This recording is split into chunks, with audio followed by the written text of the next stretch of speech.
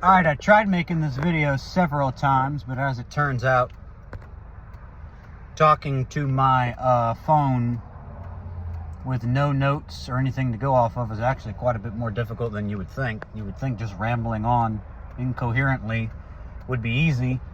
No, it's actually kind of hard to do. So, basically, this will be the first episode of the show, me talking to myself in my car while I drive home, while I commute home from work. About a 40-minute commute, by the way, it sucks. But, oh, shoot. Also, while trying not to die from driving. It's very dangerous.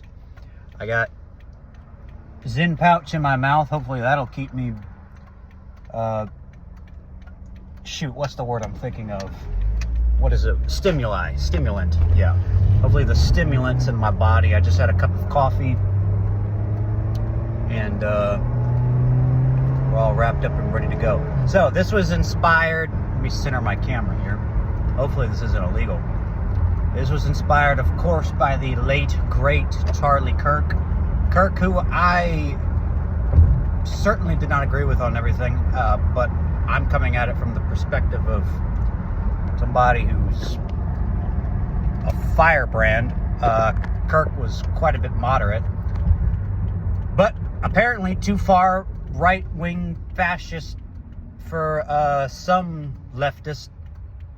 I went ahead and assassinated him because apparently being moderately right-wing is enough to get you killed nowadays. So when I start listing my opinions, maybe I should probably wear a mask or something to keep my identity away, because someone's going to try to kill me and knife my entire family. But anyway, so I don't want to talk too much about Kirk himself, because geez almighty, everybody has been saying everything there is to say about Charlie Kirk this past week, and I mean, God rest his soul, but I want to talk about something else related to Charlie Kirk for the first video. Oh, jeez almighty, my teeth are yellow. I wanted to talk about political rhetoric. Okay, and my opinion, so believe it or not, I'm actually quite shy when it comes to my opinions. I am definitely the type of person to have an opinion, and when a friend of mine or somebody gives their opinion and it's the opposite of mine, I'm not really one to stand up and say, oh, well, this is actually what I think and you're wrong. I kind of just like, yeah, I can see your side. And so this will be an outlet for me to give my extremist opinion on everything. Of course, you'd be probably surprised if you know me. You might think I'm conservative on all issues. I'm not. I guess I certainly am not aligned with any particular political agenda, but I would consider myself to be a right-wing populist, and I'm also definitely not a die-hard defend Trump every chance I can get to. I was getting a little lightheaded with the nicotine. I gotta be careful with those, so I took it out. But I criticize him a lot because I believe if you want change, you gotta criticize and all that. Anyway, though, I don't want to start rambling on about nonsense. I want to kind of stick to the topic of the video, which was political rhetoric, which this is going to sound like a talking point answer. I do think that political rhetoric comes from both sides.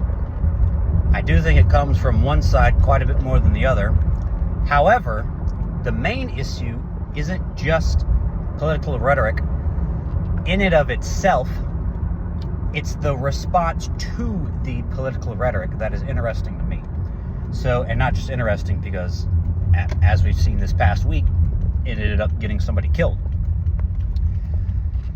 There is political rhetoric that is on both sides that we need to tone down. However, there is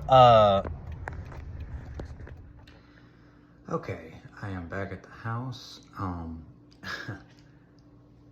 Note to anybody watching and to myself, do not take a Zen on an empty stomach. I got so lightheaded I felt like I was about to pass out and potentially kill a family on the road, so that's ought to not do that again. It's kind of late now though. I'm about to go to bed, so I'm gonna cut the video short and we'll pick up again tomorrow.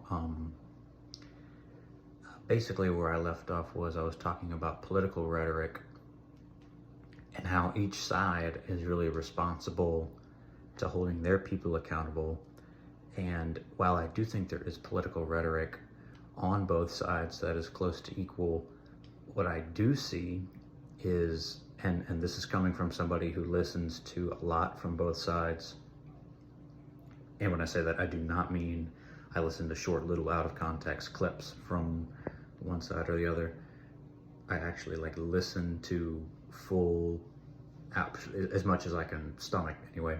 And what I have noticed is, while there's certainly a close relative amount of bad political rhetoric coming from both sides, on the left there seems to be a lack of accountability in calling that out on their own side. So the right side, the conservative side, seems to be calling out the dangerous political rhetoric from people, and I can list some names, you know, Alex Jones, Nick Fuentes, people like that. The right, anytime it gets out of hand, they're pretty quick in calling it out.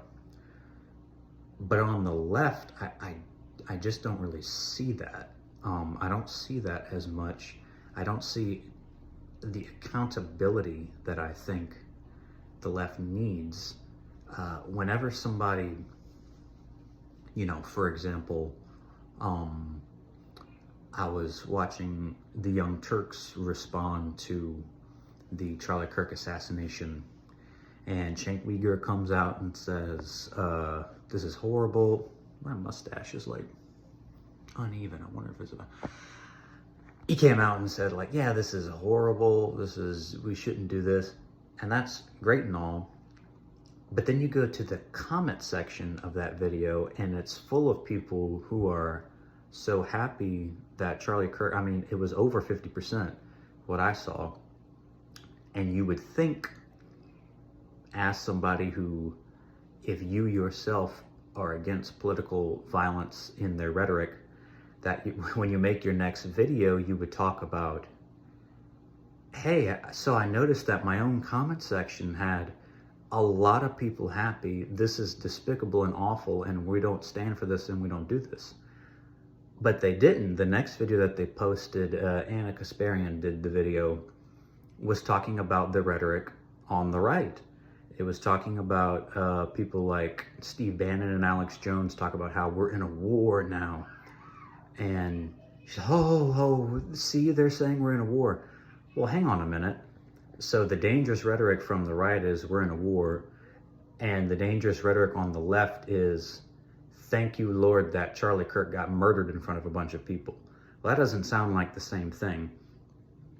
And I just don't see that same level of accountability from the left to hold their people accountable and say, this is not what we should do. And I know why. It's because they don't have a standard that says this is what we had ought not to do.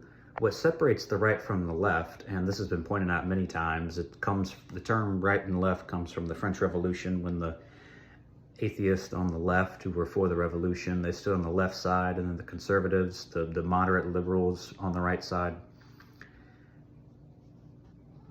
The right has always been the conservative movement has always been a religious movement. And there are some people who advocate for a Christless conservatism, and I think that movement will ultimately fail because there is no objective standard.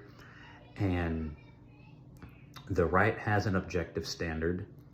We know that when we die, we have to stand before God and give an account for everything we do. So it's very easy to call out bad and violent stuff on our own sides because we know that. On the left, you don't have that. On the left, the main goal is winning. So to use big political terms, this is how I would put it. The right is very deontological. It's very duty bound. We do this because it's right. The left is very utilitarian. What is the best outcome? What we ought to do isn't necessarily what is right or wrong. It is what leads to the best outcome. And what is the best outcome for the left? Well, winning. That is the best outcome. The best outcome is for them to win. And are you going to win by calling out your own side? No, that's only going to hurt you. It's the right thing to do, but it's going to hurt you. It's going to cause you to lose. And so because of that, we're not going to do that. Instead, we're going to call out the right. And so I think this is something that we need to understand going forward. It's something that I've been listening to a lot of commentators on this, and it's just something I haven't heard from anyone yet, is we need to hold each other accountable. We need to realize that our words have meaning. Our words can put people in danger.